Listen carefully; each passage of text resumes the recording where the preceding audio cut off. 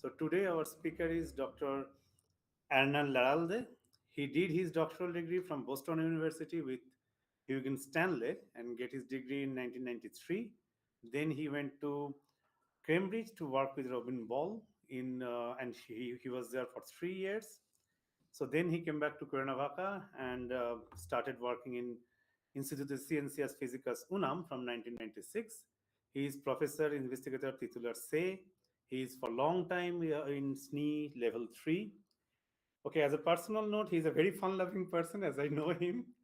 Okay, if many people do not know that he played drums. Okay, and he is very much fond of rock music. So today his title of his talk is Extreme Value and Some Statistics of a Family of Correlated Variables. And then stage is yours. Hello. So let me present the screen. Wait a second. Let's see if you can see this.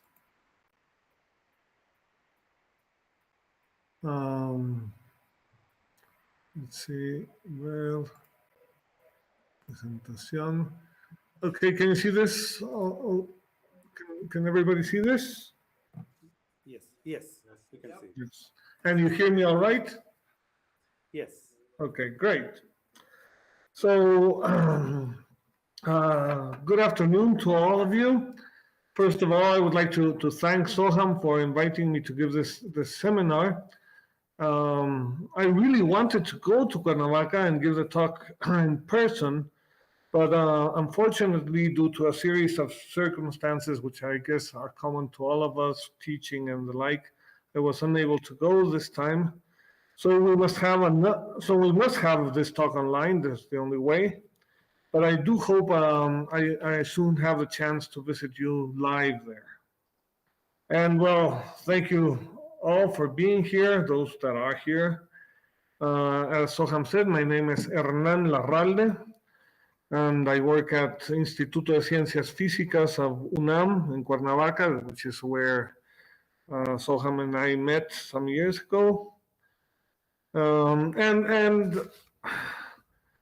today I'm going to talk about some very recent work. This is the first time I talk about it. This work I'm going to talk about was done, it's actually being finished, and it's done in collaboration with Marco Biroli and Satya Majumdar and Gregory Scher, all three of which work in France.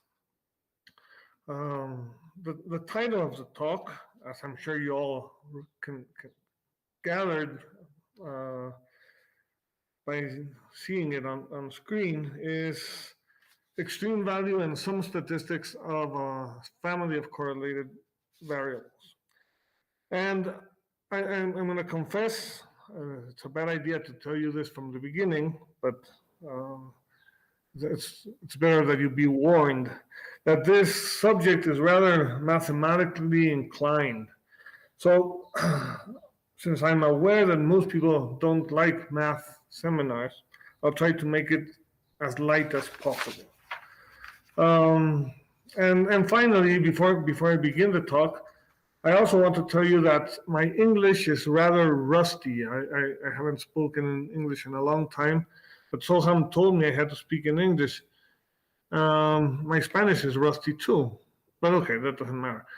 If there's anything you do not understand, please feel free to interrupt me, or if you have any questions or anything is not clear, interrupt me and ask, okay? Because I mean, the purpose of a seminar is that we convey some information, and if you don't understand what I'm saying, then this doesn't work, obviously. Okay, so so let's begin.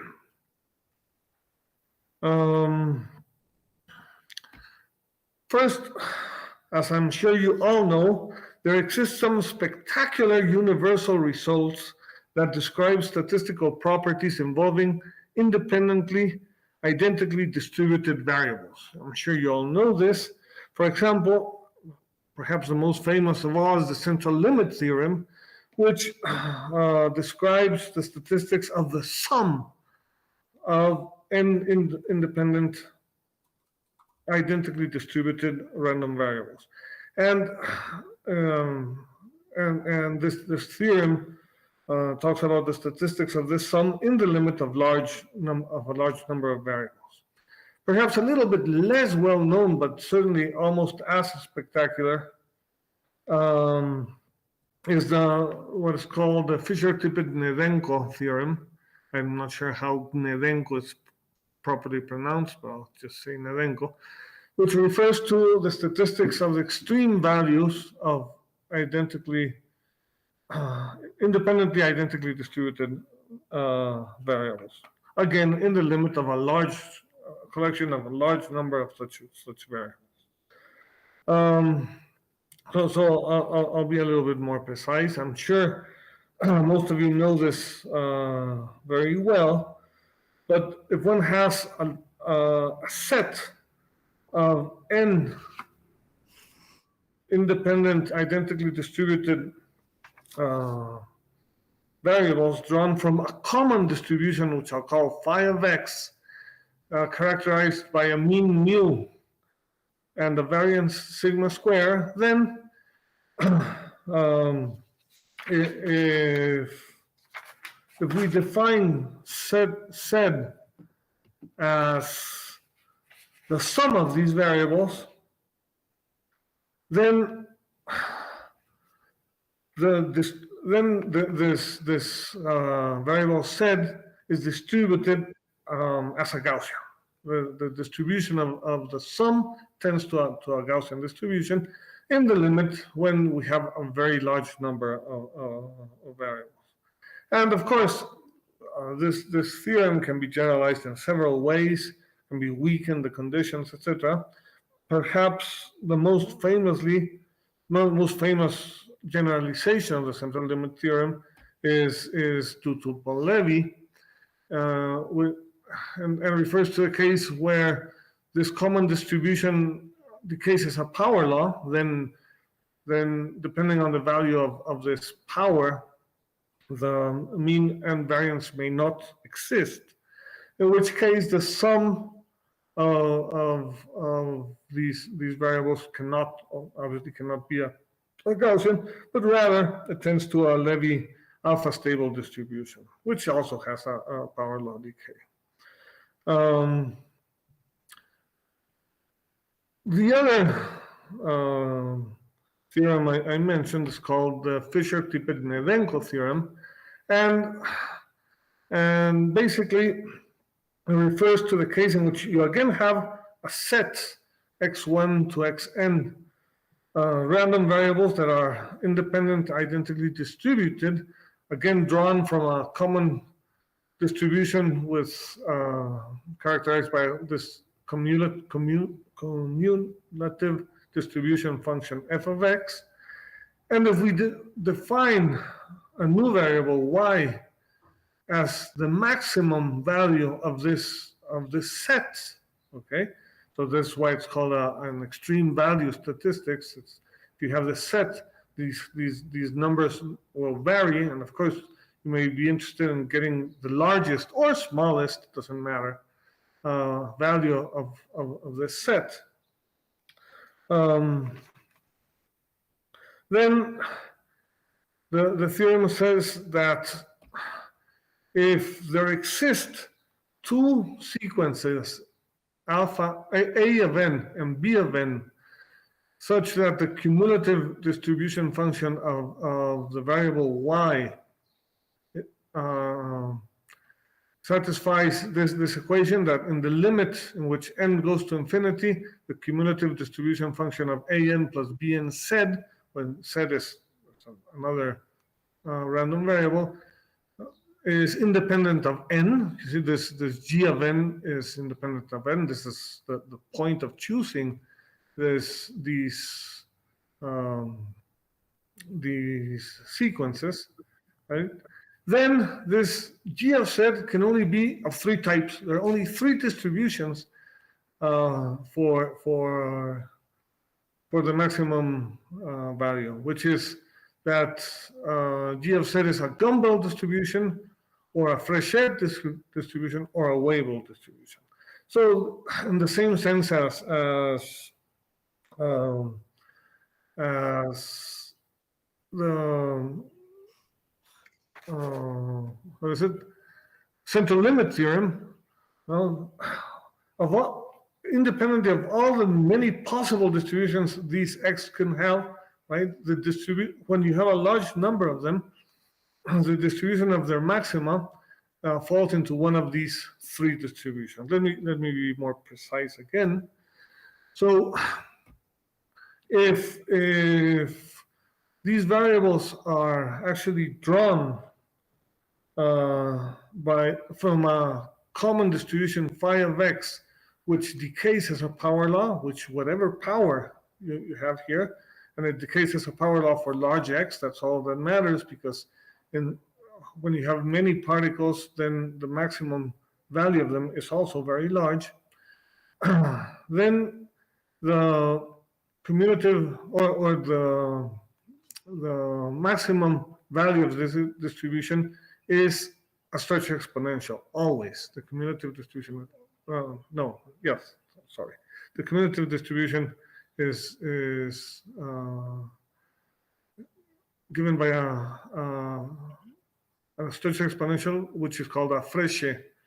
And I think I have a sign wrong here. It should be set to the minus alpha, not to the alpha. So, and this is for all variables drawn from a distribution that decays as a power law. If instead of a power law, the variables are drawn from some kind of stretched exponential distribution, is phi of x, for whatever power delta you have here, again in the limit of large x, then the distribution of the maximum of this set will have this form, right, which is called a Gumbel distribution, which is the exponential of an exponential. Okay, and finally, if the variables are drawn from a distribution that has, wait, sorry, where am I? Yeah, right. So if the variables x1 to xn are drawn from a distribution phi of x that has upper bounded support, that is, it's 0 after the value x equals a, right? Once x is equal to a, this, depending on the value of beta, this can diverge or go to 0, and the distribution is not defined for values larger than x equal to a.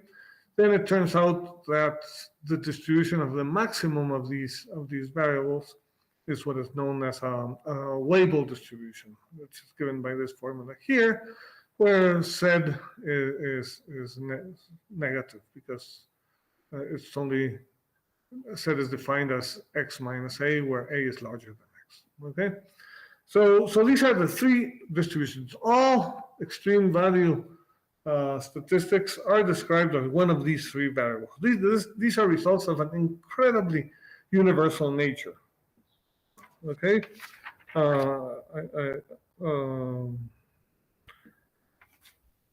more or less has the same, well, not more or less, it has the same reach and importance as the central limit theorem, in which you depending on the form of the distribution from which the variables are drawn, then the sum is always either a Gaussian or alpha stable distribution. Here, the extreme value statistics of any set of variables is one of these three. Okay, that's really remarkable, the universality and the generality of these results.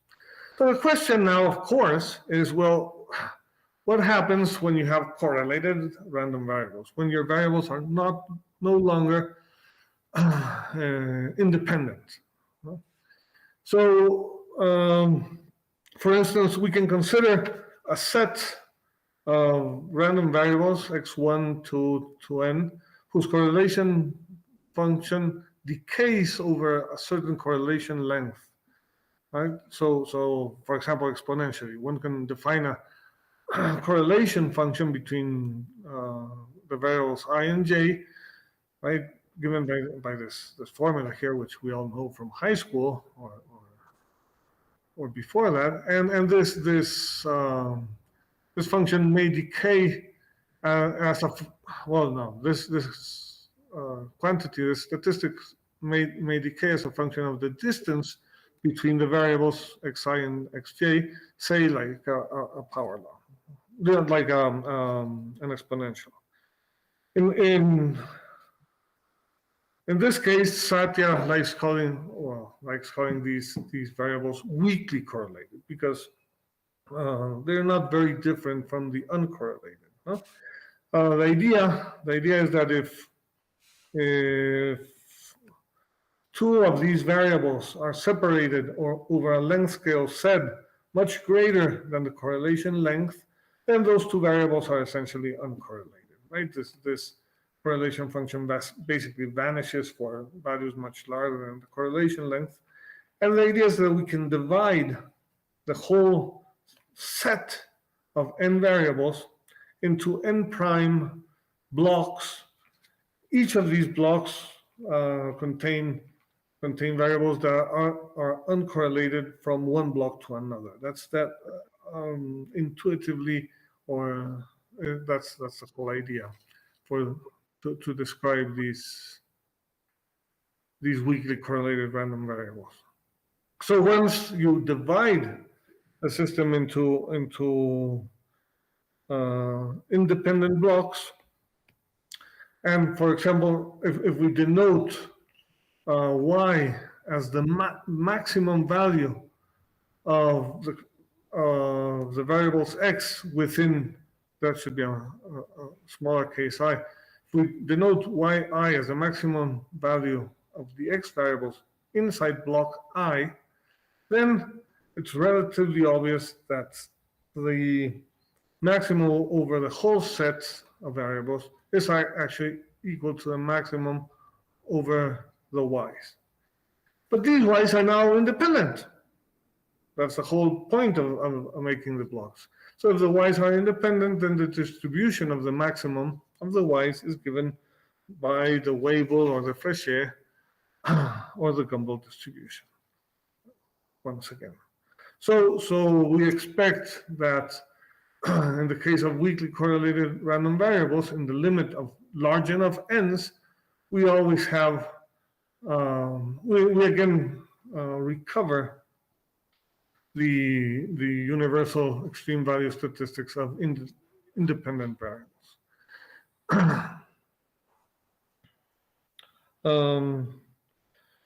By the same token,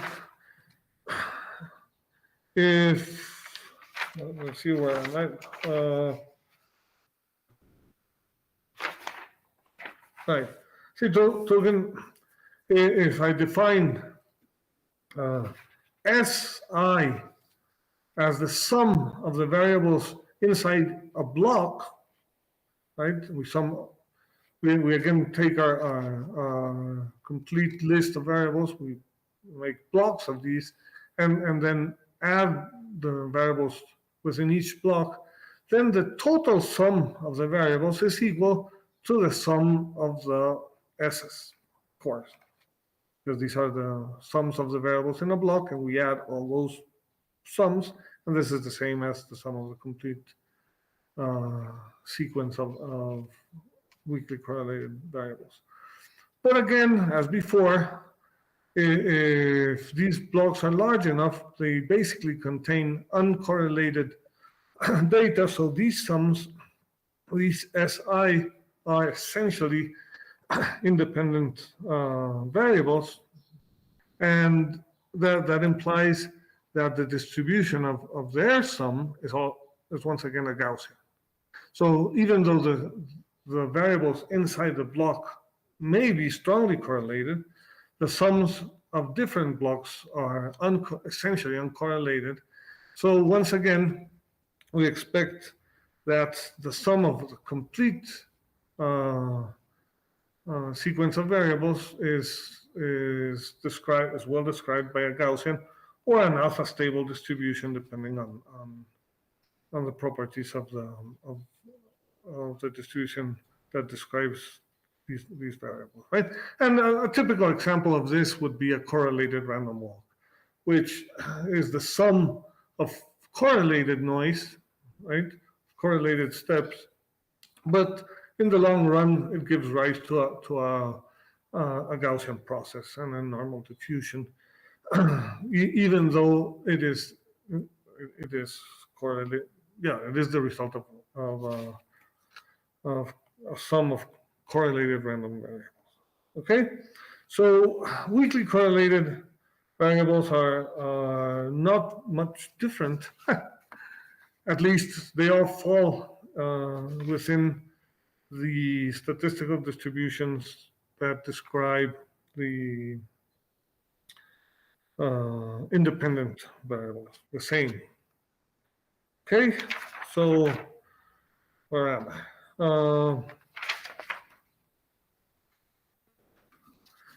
So this covers a huge amount of random variables. So now let's turn to the subject of the talk, really, which is strongly correlated random variables. So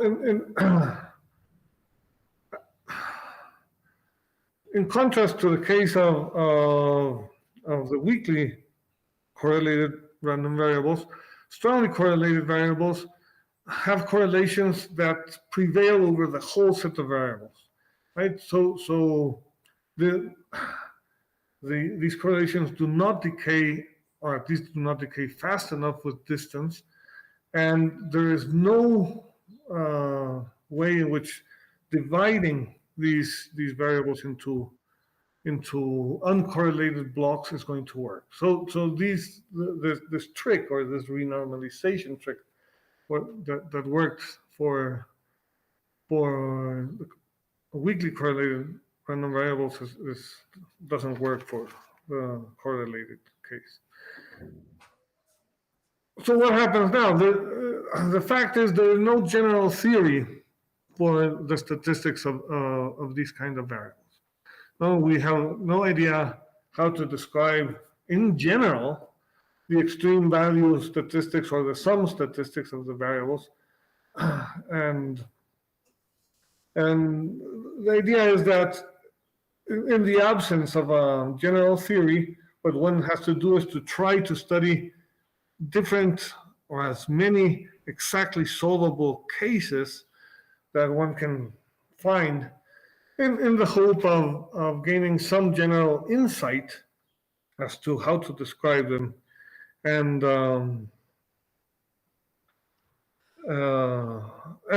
yes, right. Hope that somehow you find a path that allows you to get a handle of these kind of variables. So here we go. That's really what I wanted to talk about today. Okay, all that was the introduction, kind of long, but don't worry, I won't be much longer. So before I tell you the main results, let me show you some cute examples. Actually, I'll show you 3 cute examples. No, so let's consider a set of n random variables, x1 to xn, which are all real and positive, and let's assume they are described by this particular joint distribution function. Okay, which here are the x's, and this mu here is an arbitrary positive parameter. Okay. So what happens here? Here it's relatively obvious that these variables are not independent. This this distribution function does not factorize into a product of the distribution functions of each of the variables. So these are strongly correlated variables. And and nevertheless, so the distribution does not factorize, and the x are not independent at all.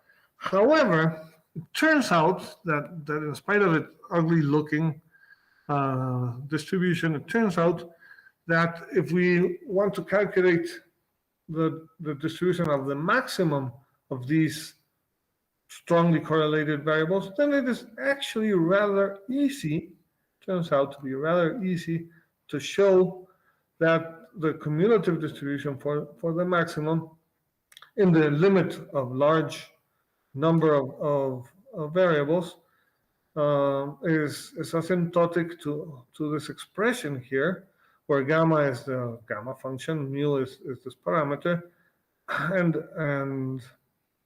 in the large n limit, well, this is we get this approximation, which is just a simple exponential.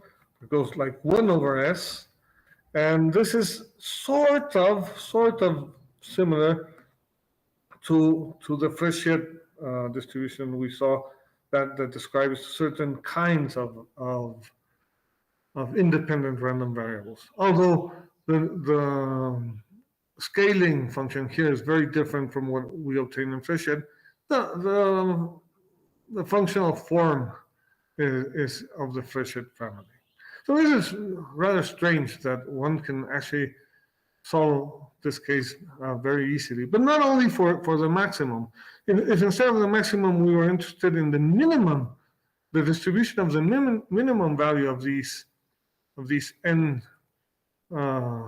variables, then it is also very easy to show that the distribution of the minimum is given by this strange expression. Notice that this expression has a very long tail, and this is not an asymptotic result. This is the exact result. This is the exact distribution for this minimum, for the exact distribution for the minimum of these n variables that have the joint probability distribution. So what else can we do? We can also calculate, and it's easy to do. Okay, sorry. Before we go on, this distribution does not look like any of the universal distributions of the Gnedenko theorem. This is not a Weibull, this is not a Fréchet, this is not a Gumbel distribution. This is different from all of them, but this is exact. So there's no doubt this is the correct distribution, and it's valid for all n. Another thing one can do very easily with these variables is to calculate the sum, the probability distribution of the sum of these xn variables. We define y as the sum of the variables, and then it turns out that the probability distribution for the sum is given by this simple expression. It's not a complicated expression, it's a very simple expression. And this is, again, an exact result. And it's worth noting, or noticing, I guess, that this distribution for the sum is near a Gaussian. It does have a long power law tail, but it's certainly not an alpha stable distribution. And yet, this is the exact result. And so it seems that at least this set of strongly correlated random variables for any n seems to be solvable in some sense. Let me see what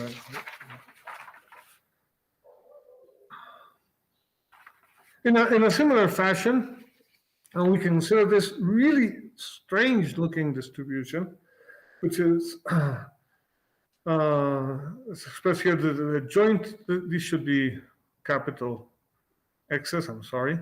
But if we consider a set of n correlated variables with a joint probability distribution given by this expression here, where mu is again an arbitrary parameter, and gamma is the incomplete gamma function of order 1 minus n. Then and x max is the largest of these values. Okay, this is a very strange looking distribution. Again, it is very obvious that this distribution is not separable. So if we have n random variables distributed in this way, then these n variables are obviously correlated. They are not independent. And yet, in spite of the ugliness of the distribution, again, this is relatively easy to deal with. If we define, if we want to establish or calculate the distribution of the maximum value of these n variables, then it turns out that the distribution for the maximum is simply given by this expression here, where gamma is once again the same incomplete gamma function. And once again, this is an exact result. This is not asymptotic. This is exactly the distribution of the maximum for these variables.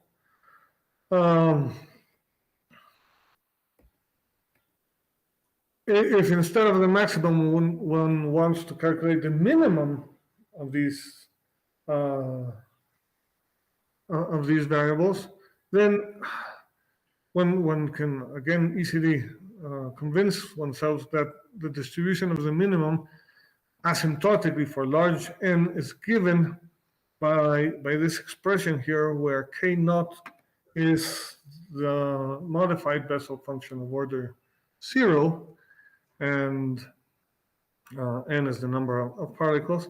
And this is again very different from the universal distributions of the Gnedenko Tippett-Fisher theorem. And again, if instead of the maximum one wants to calculate the distribution of the sum, it turns out it is again very easy to calculate, and one obtains that the sum of these variables is again not given by anything that looks like a Gaussian nor a long tail alpha stable distribution. Turns out the sum of these variables is just a simple exponential given by this expression, again in the limit of large number of variables with joint probability distribution function given by this expression. The last example, just to sort of like showing off, I guess, is what happens. We can consider this really ugly, strange expression, which is the joint probability distribution for these n real variables. Now they're not necessarily positive. Mu is, as always, just an arbitrary positive parameter. And k is the modified Bessel function of order n halves minus 1, where n is the number of variables. And we get this strange, really strange looking distribution. Yet, once again, even though the distribution clearly does not factorize in any sense, the x appear here as the sum of squares.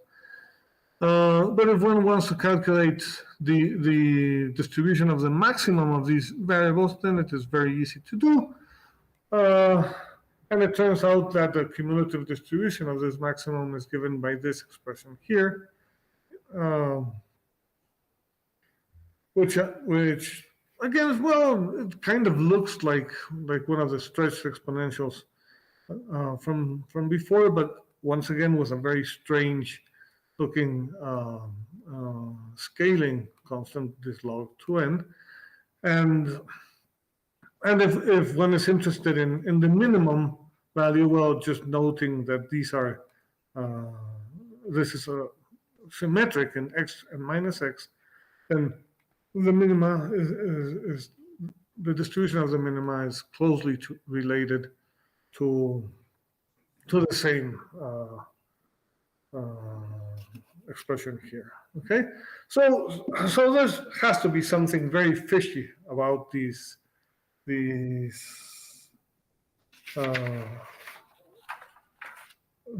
distributions I just showed you, no? Okay, I forgot to mention that one can also calculate the sum. Once again, we can calculate the sum of the variables. The sum here should be y, but the sum again is now it's a two-sided exponential, which again differs from the central limit theorem or any of its generalizations. So there's something fishy about these three distributions, and the question is, what do these distributions have in common? Or why are these distributions amenable or manageable?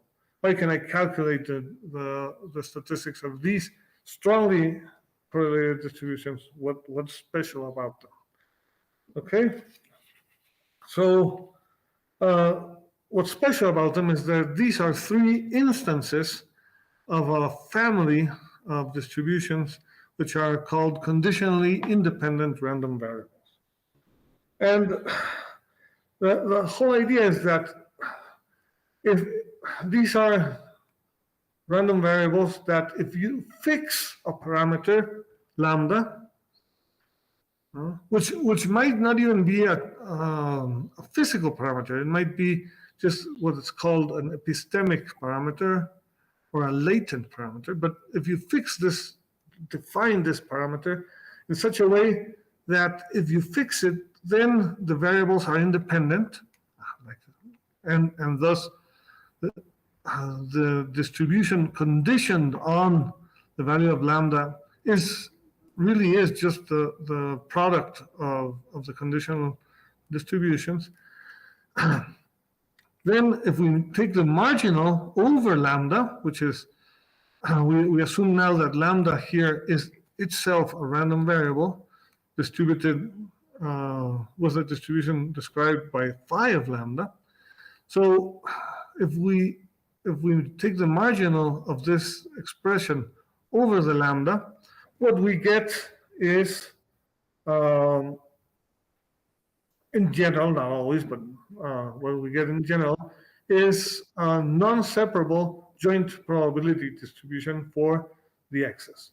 So these x's are not independent once you marginalize over lambda, but for each given lambda they are independent. That's the whole trick of these distributions.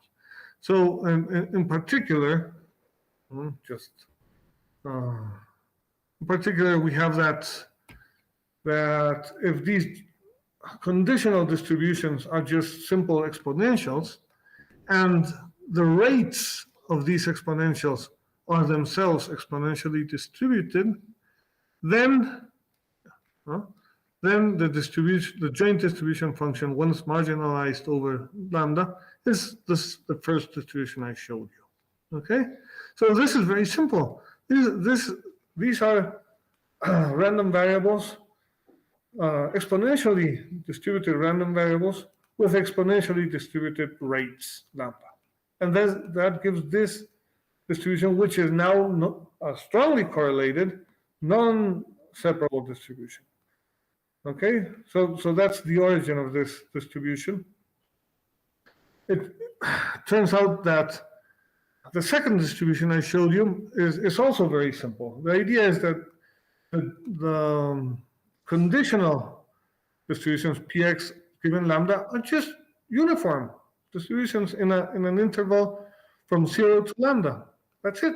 That's it. That's all. These are uniform distributions. If you know the size of the interval, x is uniformly distributed within that interval. But now these intervals are again themselves exponentially distributed. These are the simplest distributions in the world. A uniform and exponential distribution. And together, they give rise to this mysterious joint distribution function where the maximum of the variables appears explicitly, the others do not appear explicitly.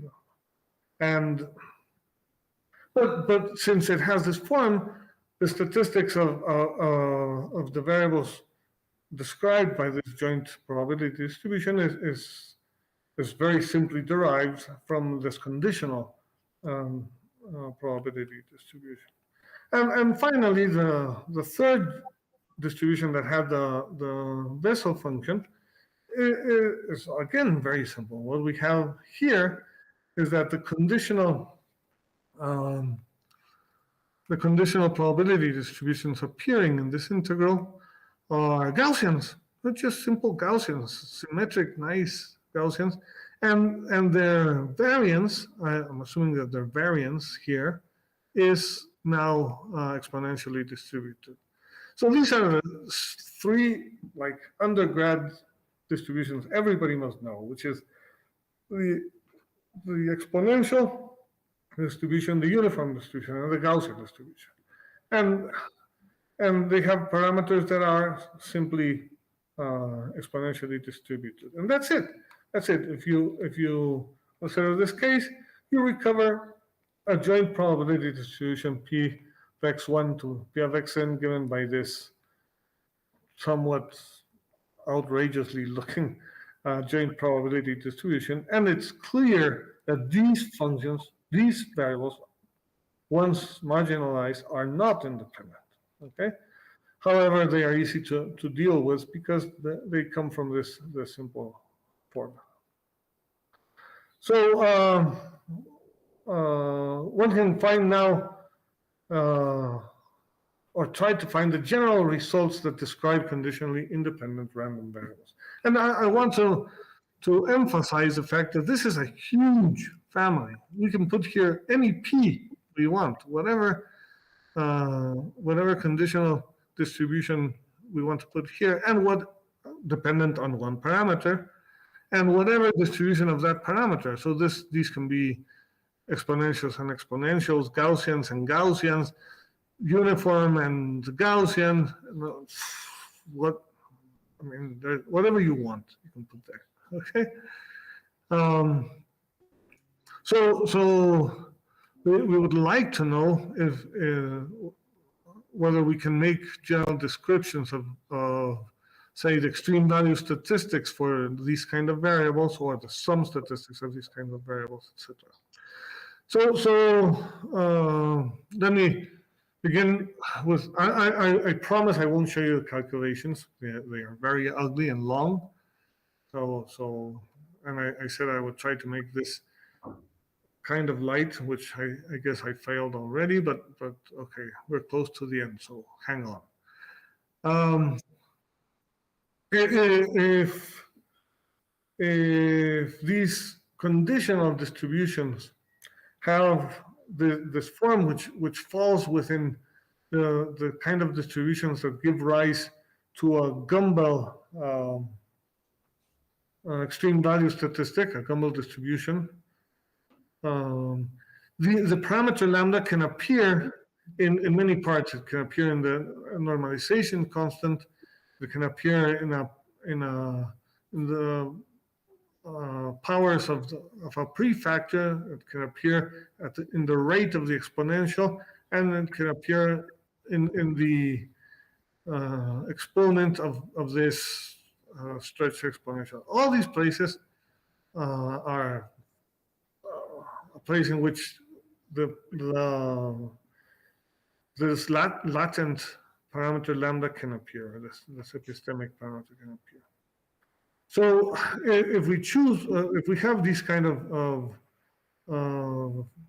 conditional distributions, then it's a matter of lot of algebra to show that the distribution of the maximum of these variables always is given by this expression here, where phi is the distribution of the parameter, and an is defined by this expression here, where k is related to the rate, and gamma is related to the exponent of the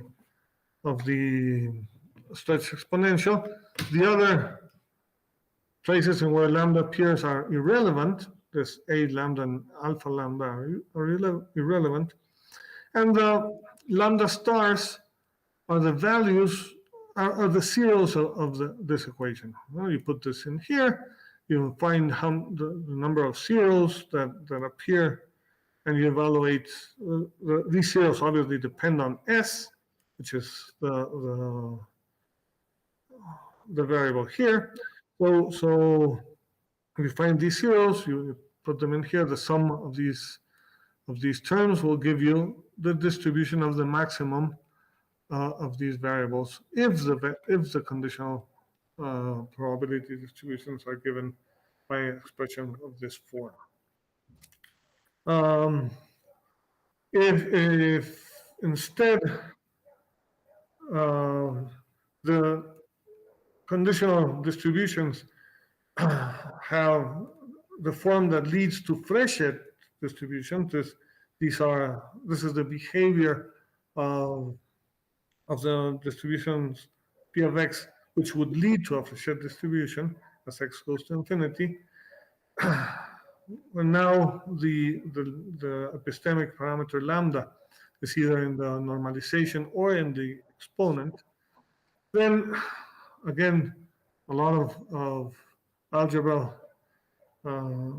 leads to the distribution of the maximum value of these correlated variables, which is given by this ugly integral that has to be evaluated case by case. There's no general expression or simple general expression for, not even in the large n limit, or okay, maybe there is, but I couldn't find any. We couldn't find any yet. But in principle, depending on the form of phi lambda, this integral can be done or approximated in different ways, and one has to do the calculation for the distribution case by case. In the three examples I gave you, these integrals were very simple, so that's why I didn't show you like the results like this. Finally, if the conditional distributions have limited upper support, right? So they only reach a certain value. These distributions are, actually I wrote them, we're doing it fast, that's what I get. The other way around, but doesn't matter. These distributions give rise to Weibull extreme value statistics. And again, these can be calculated relatively easily, and they again have this form where phi is again the distribution of the latent parameter lambda. A, in this case, A is this constant here, which tells you the size of the interval, or the position at which the variables have their boundary beyond which value p of x is 0, and the lambda star now are given by the zeros of this equation. Whenever this equation gives you a 0, you get a lambda star. The sum of these expressions will give you the extreme value statistics for the maximum of these variables if their conditional distributions have limited upper support. We can also calculate in basically the same way, the statistics for the sum of these variables, which I also showed you in the 3 examples, if we define S for sum as the sum of these variables, and we assume that the conditional distributions have a mean mu and a sigma and a variance sigma squared, which can be, of course, can be functions of the Latin parameter lambda, then the distribution of the sum is again given by something very similar to the previous expressions. It's given by the distribution phi of lambda evaluated at lambda star divided by the derivative of the mean evaluated at lambda star, where now lambda star are the zeros of this expression, and we're assuming that mu is not a constant. Mu actually depends on the parameter. If not, well, one has to do variations on the calculation, and these are just general simple results. These are the most general results. Okay, the moments of this, everybody's always interested in the moments of the sum of n variables, and in this case the moments are very easy. They are all, the nth moment is always proportional to the number of variables to the n times the average of the mean. This should be mu. The average of the mean to the power n, the same power. And this is averaged over the distribution phi. Okay, so this is very similar to what one would have if he had ballistic scaling. These variables always have this scaling if the mean is different from 0.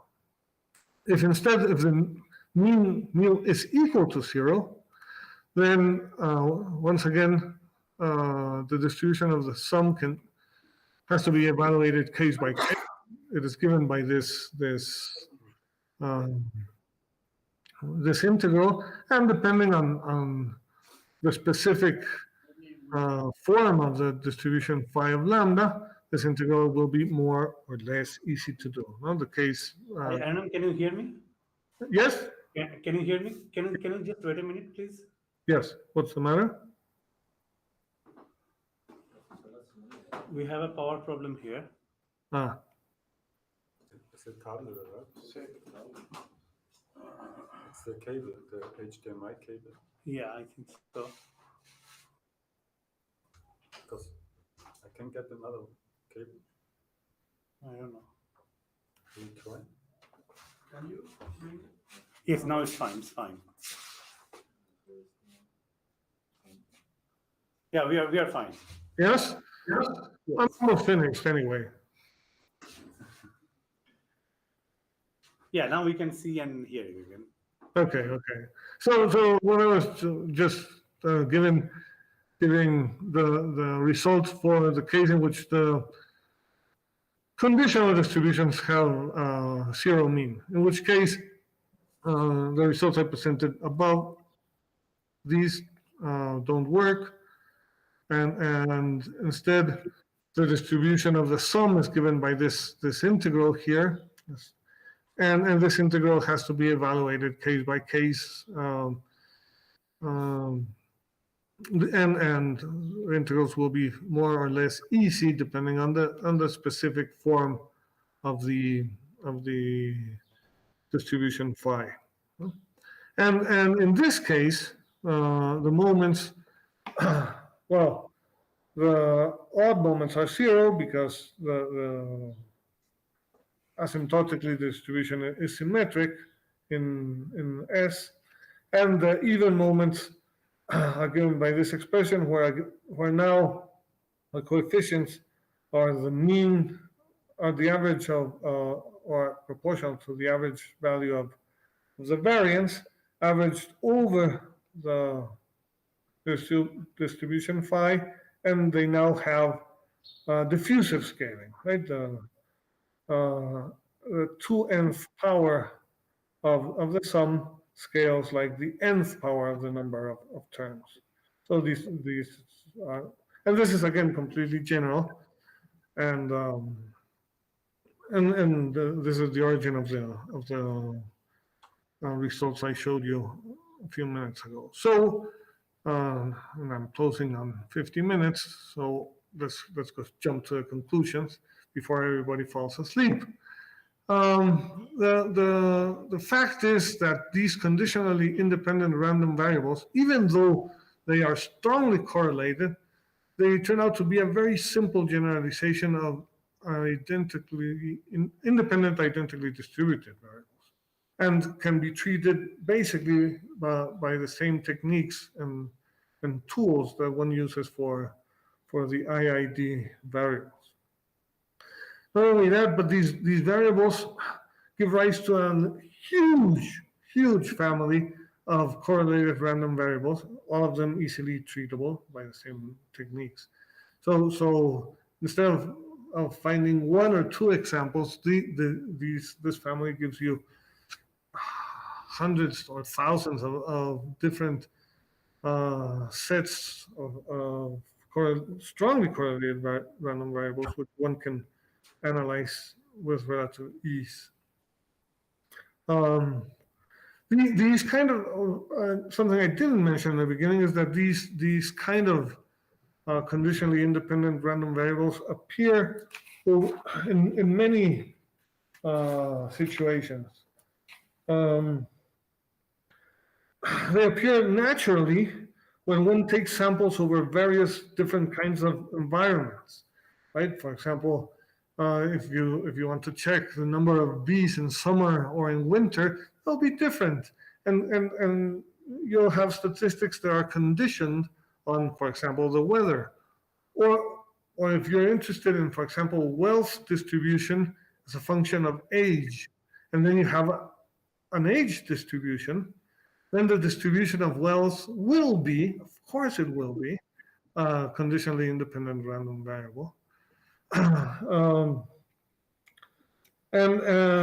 if you run, for example, random processes, random walks over time intervals that are themselves randomly distributed, this is precisely the problem that we studied with Satya and Marco and Greg, then the resulting complete statistics is, of course, an instant of conditionally independent random variables. So these kind of random variables appear in many systems, and another place closer to home where they appear is in mean field theories, right? In mean field theories of statistical mechanics, which I'm also sure you all are well acquainted with.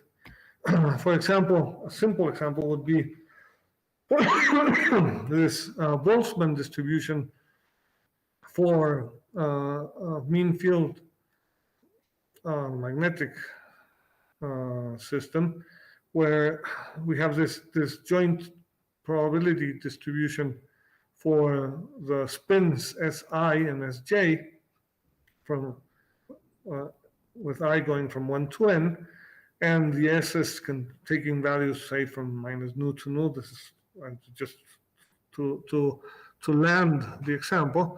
Then it's very easy to see that this Boltzmann distribution can be written in the same form as the conditionally independent distributions I've been talking about all along. Right? This is the product of these terms here would be the conditional distributions, and we can think of the spins as being independent given a value lambda, where lambda is now Gaussian distributed. Okay, so this is exactly the form of the conditionally independent random variables we've been talking about all along. But now they correspond to mean field theory. So these kind of variables appear in many places. And the other thing I tried to emphasize as I went by is that the extreme value and some statistics depend crucially on the detail form of phi of lambda, right? Where phi of lambda is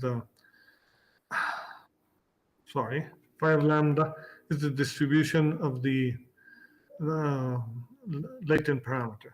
And all the distributions, all of them depend on this form. Here's phi of lambda, right? Here's phi of lambda. And they depend crucially on that function. So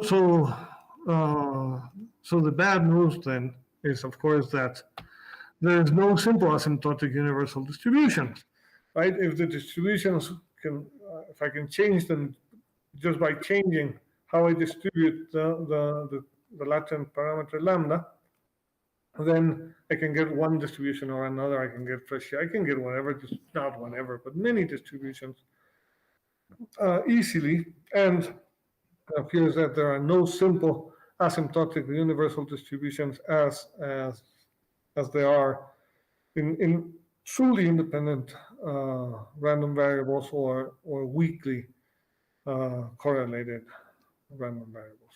So with that, I'd like to thank you for your patience, and I'll be happy to answer or try to answer any questions you might have. Thank you very much.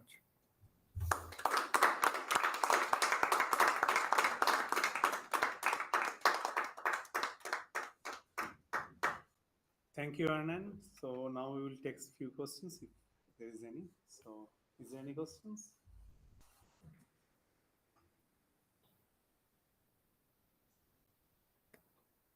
I guess it was crystal clear. Well, Yeah, well, I would have a question. I mean, when we started with weakly correlated variables, right? You talked about the correlation function, which decays exponentially. So I was expecting the transition to strongly correlated variables, changing this decay to a power law decay, right? So, but then does this somehow fit into the scheme?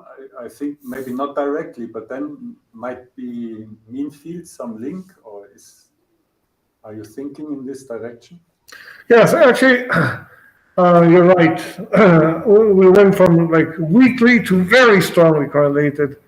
Um, um, these conditionally independent variables, their correlation properties does not even depend on the distance between them.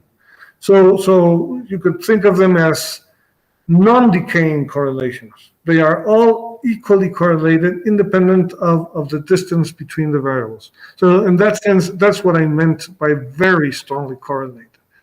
You are right that power law decay correlations are like midway between they are all perfectly correlated, or they are weakly or not correlated at all. So well, the cases with power law decay, certainly you cannot really block the variables like we did with the weakly correlated variables. You can't do that because the correlations extend too far, but the correlations still go to zero. So that's an intermediate case, and as you correctly said, this does not fall within these conditionally independent variables. Whether one can sort of trick conditionally independent variables in such a way that you get power law correlations or not is actually a hard question to answer. Right now, these are the simplest cases, and no, these cannot be written. These do not have these power law.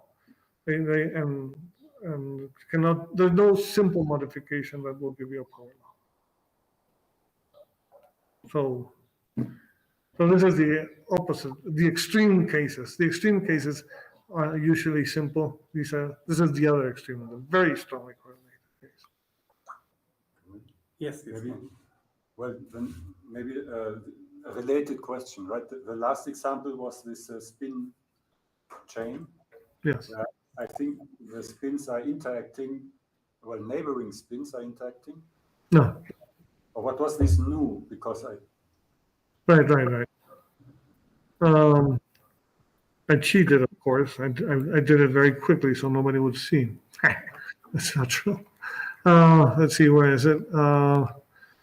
You see, here, every spin. Do you see my computer? You see my screen, right? Yes, you Yeah, can yeah, see yeah. it. Okay. So if you see here, that's why I said it was a mean field distribution. You see here, every spin Si interacts with all the other spins Sj with the same strength. Oh, okay. That's what So you have this term is what makes it a mean field term, right? And that's the reason. So they don't interact as a function of distance, and we don't have this decay, any kind of decay in distance, because distance is not a relevant dimension here, and it's not a relevant quantity in these kind of models. So that's why it's so easy to go from this Boltzmann distribution to this. This is called a definitive representation, but to this conditionally independent representation. So, did that answer the question? Okay. Thanks. Any other questions? Well, I have one, but it might be a little bit silly. That doesn't matter. Thanks. So basically, you build up strongly correlated distributions by placing together distributions, for example, different type of distributions, and using this iteration with the phi of lambda. Yes.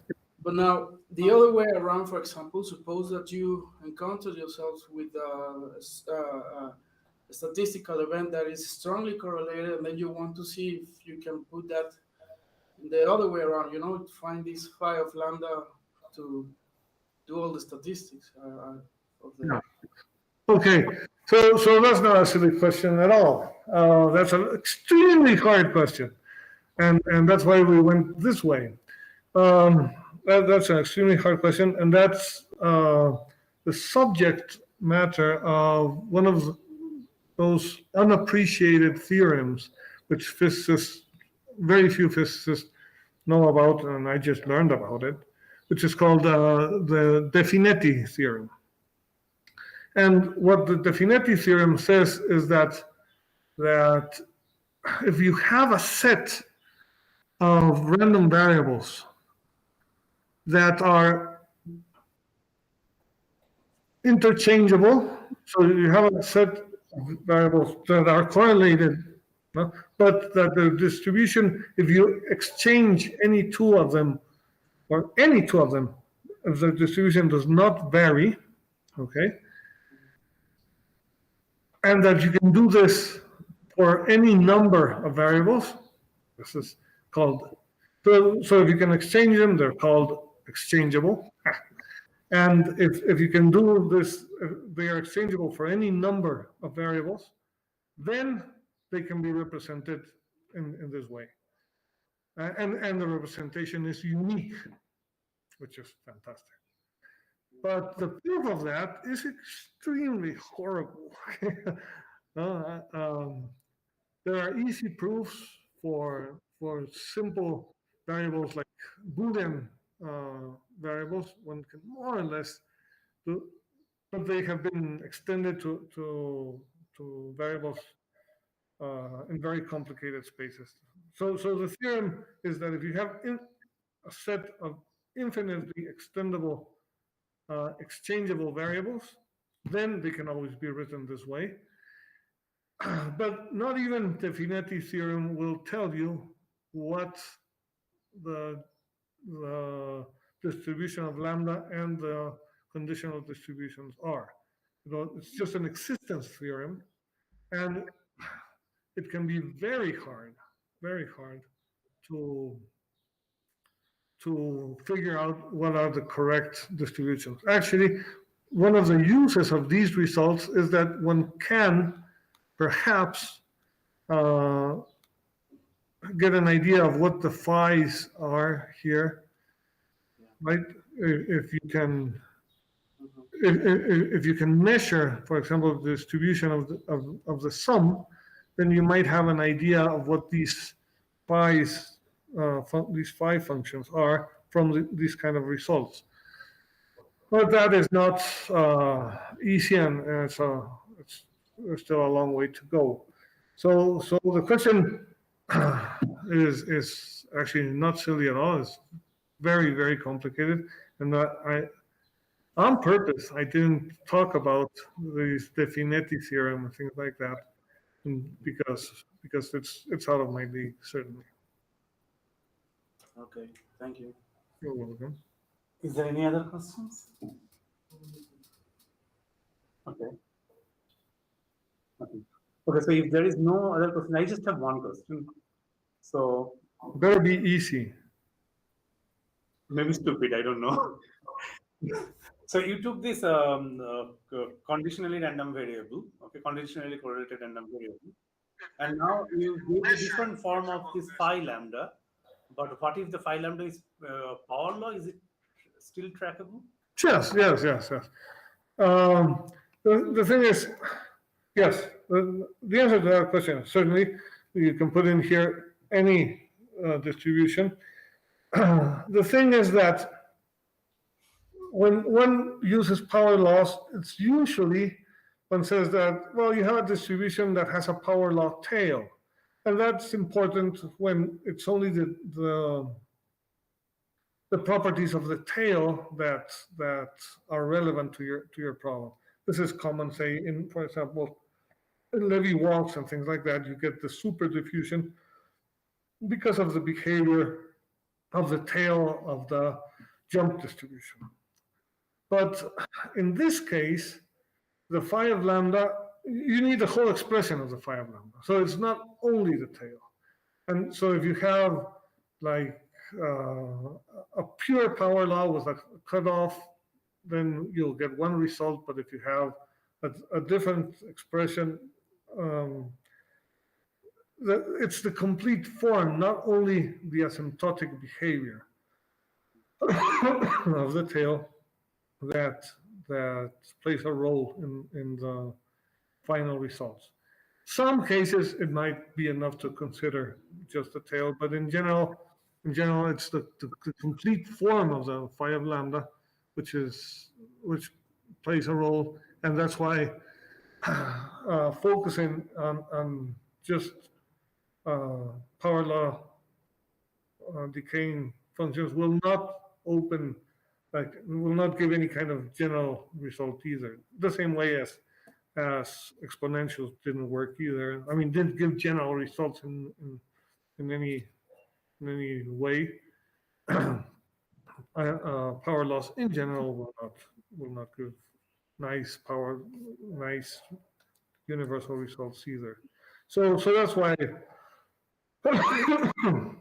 I didn't mention what happens with power laws. Nothing special is going to happen, unfortunately, in general.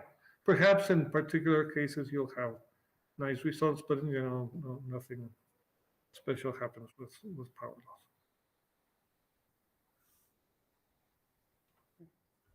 So if there is no other questions, then let us thank the speaker again.